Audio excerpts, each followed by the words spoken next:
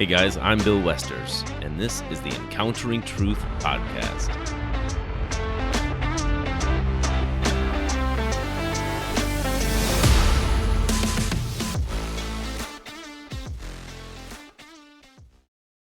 Hey guys, welcome to the Encountering Truth podcast.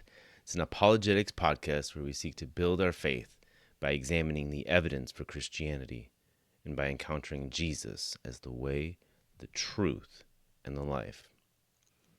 As a high school teacher, I like to keep my students on their toes. So we're going to start this episode off with a pop quiz. Oh yes, let all of that test anxiety from childhood just come flooding back in. Don't worry, just keep in mind that if you get the question wrong, well, you failed the class. Just kidding. All right, so here we go. True or false? It is okay to torture babies for fun. Now, no Googling the answer. Of course the answer is false. Nobody needs to Google that answer. We all know that it's wrong to torture babies for fun. It's what we would call a moral fact. It's part of the moral argument for the existence of God that says if there's even just one thing morally wrong out there beyond personal opinion, like torturing babies for fun or murdering 6 million Jews in a Holocaust, then there must be a God. Now, if you were old enough to have memory, I'm sure you could probably tell me exactly where you were on September 11th, 2001, when 19 terrorists hijacked 4 planes and flew them into the 2 towers of the World Trade Center, one into the Pentagon and one into a field in Pennsylvania. I know exactly where I was. I was eating breakfast at my university cafeteria when ironically, before heading to my world religions class. And I remember looking up at the TV thinking, wow, what movie are they playing? Of course, it didn't take long for me to realize this was no movie. This was real life. This was really happening. Well, they canceled classes that day, and so everybody just went back to the dorm rooms and huddled around TVs for hours as we watched one tower fall and then the next tower fall. We couldn't believe our eyes as 2,977 people were killed that day. Over 3,000 children lost a parent. Now, I will tell you that every single one of us, we knew that that was morally wrong. And as I said, if there's even just one thing morally wrong out there, then that points to the existence of a God. Now, some people might say, hold on, time out. How can you say that that is evidence for God? That was done in the name of a God. How can God exist if that type of evil exists in the world, and especially if it's done in his name? Well, it's actually quite simple. You see, if there is no God, then what happened that day would just be a matter of personal opinion. It wouldn't be really wrong. It would just be your opinion versus Osama bin Laden's opinion. It'd be no different than your opinion about ice cream. You like chocolate, I like vanilla. You like to hijack planes and kill innocent people? I don't, but you do you, right? Of course not. Nobody believes that. And so the moral argument can be framed like this as well, where it goes, if there is no God, there is no objective morality. But there is objective morality. We all know that that was wrong. Therefore, there is a God.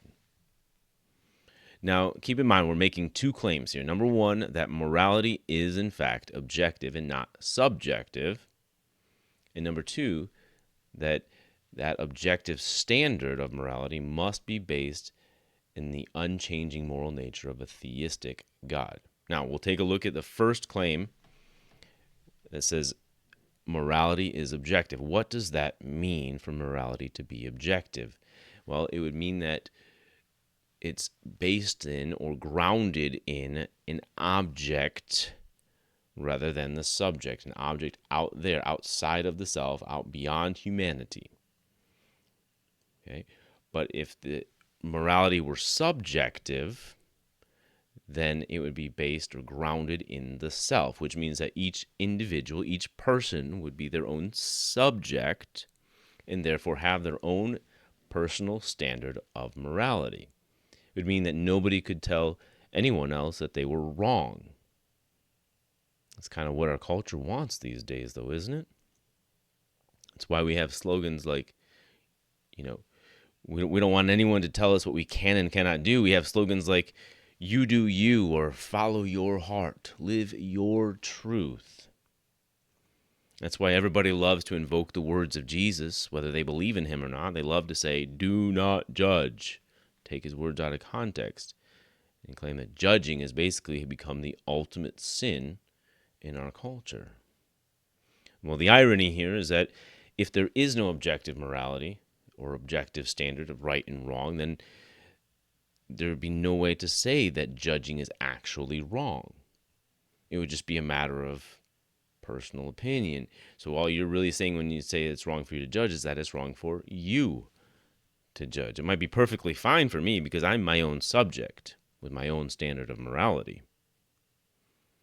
And so if there is no objective standard of morality, then the whole idea of tolerance is just out the window. Nobody would be obligated to tolerate anybody. In fact, tolerance would be no better than intolerance. And love would be no better than hate. In fact, love would be no better than rape. Culture says, live your truth. Well, they might as well say, live a lie, which sadly is actually what many people in our culture are doing these days, but that's a topic for another podcast episode. But live your truth. They might as well say live a lie because truth would be no better than lies. In fact, there would be no such thing as human rights. Human rights are endowed by our Creator. If you look at the Declaration of Independence, it says these certain unalienable rights endowed by our Creator, that they must be endowed by something beyond the government in order for them to be protected. And so not only would there be no right to same-sex marriage, but there would be no right to natural marriage. Not only would there be no right to abortion, but there'd be no right to life. And so things like murder, rape, slavery, racism, be A-okay. No problem, as long as it lined up with your own personal standard of morality. Now you might say, hold on, time out. You do you as long as you don't hurt someone else. And those things hurt other people, right? Well, what's the difference? See, you might value justice and peace and freedom and tolerance. But if someone else comes along, another subject, they might hold the opposite values. But that's just their subjective morality. So who are you to say that they're wrong? When they act out on that subjective morality with things like murder, rape, genocide, well, that's perfectly fine as long as it lines up with their own standard of subjective morality. And so what the Nazis did, what the 9/11 terrorists did, wasn't really wrong. In fact, if there is no objective standard, the entire problem of evil just disappears. Why? Because you can't know what evil is unless you know what is good. You can't know what is good unless there's an unchanging standard outside of yourself. It's like C.S. Lewis says, that my argument against God was that this universe seemed so cruel and unjust. But how had I got this idea of just and unjust? A man does not call a line crooked unless he has some idea of a straight line. What was I comparing this universe with when I called it unjust? So we all know that the moral law exists, that there is an objective standard, a straight line, so to speak. We all intuitively know this because it's written on our heart, as Paul says in Romans chapter 2. If it weren't, then we wouldn't make excuses for violating it. We don't make excuses for violating for our good behavior. We only make excuses for our bad behavior. I'm sorry I yelled at you or I pushed you. I was just tired or frustrated. I was hangry. Anybody ever get hangry? I know I do it. My kids certainly do, and that sure is not a pretty sight. So, we know that the moral law exists. We know it not by our actions, but by our reactions. You see, everybody wants to be relativistic. Moral subjectivity, moral subjectivism is also called moral relativism. And everybody wants to be relativistic, but they don't want anybody else to be relativistic towards them. Again, C.S. Lewis says, if you find a man who says he does not believe in a real right and wrong, you'll find the same man going back on this a moment later. He may break his promise to you, but if you try breaking one to him, he'll be complaining that's not fair before you can say Jack Robinson. Now, I don't know who Jack Robinson is, but that's besides the point. So, what is the best explanation then? Well, if we reason from effect back to a cause, then if there's a moral law, there must be a moral law giver. If there's an obligation, there must be someone to whom we're obliged. Why does it need to be someone? Because obligations are not between things, they're between persons. You're not obligated to that rock you're sitting on. You're not obligated to the law, to obey the law of gravity by not jumping or flying in a plane. Obligations are between persons. So then, who has the authority then to set the rules for everybody? Well, the best explanation is a theistic God who created everything and is over everything and everyone. Now, atheists will try to come up with all sorts of other explanations. They try to pin objective morality on things like evolution or society or human flourishing. But those are all subjective, because in order to be objective, it must be based in an unchanging object out there. Because otherwise you wouldn't be able to measure up against it. It would be like a moving target. And evolution is all about change. Evolved individuals. And society, well, society changes every day. It changes all the time, right? And human flourishing? Whose idea of flourishing are we talking about? Hitler's or Mother Teresa's? Because Hitler certainly had an idea of flourishing. It's what the Holocaust was all about. Eliminating the quote-unquote inferior race so that the master race could flourish. Right? And then, who's to say that flourishing is just automatically good? It's like using the term in the definition. So their explanations fall short. So where does that leave us? Well, we can look at the world and we can see that something is wrong. Things are not the way that they were intended to be. Even Steven Tyler and Aerosmith recognized this when they sang, "Something wrong with the world today, we don't know what it is." He says that we don't know what it is, but we do know what it is. In fact, the Christian worldview explains it perfectly.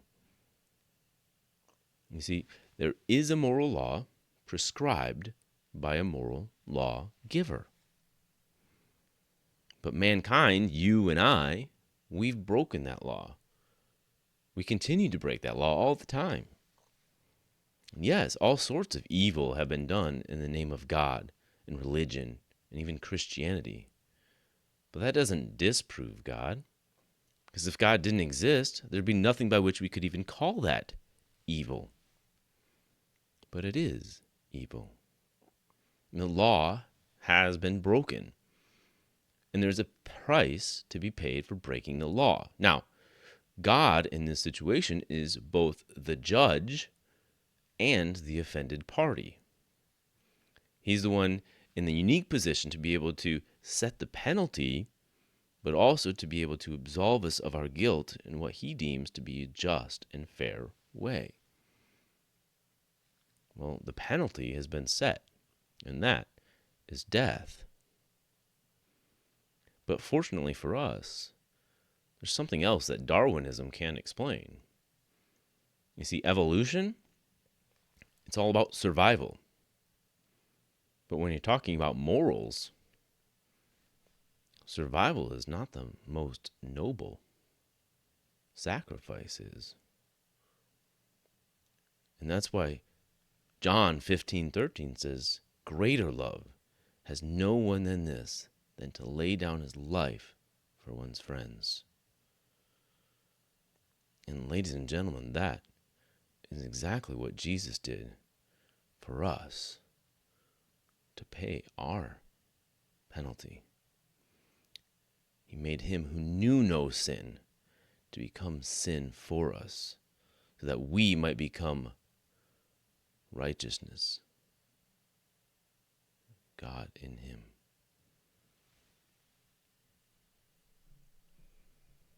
And so next time you hear someone talking about morals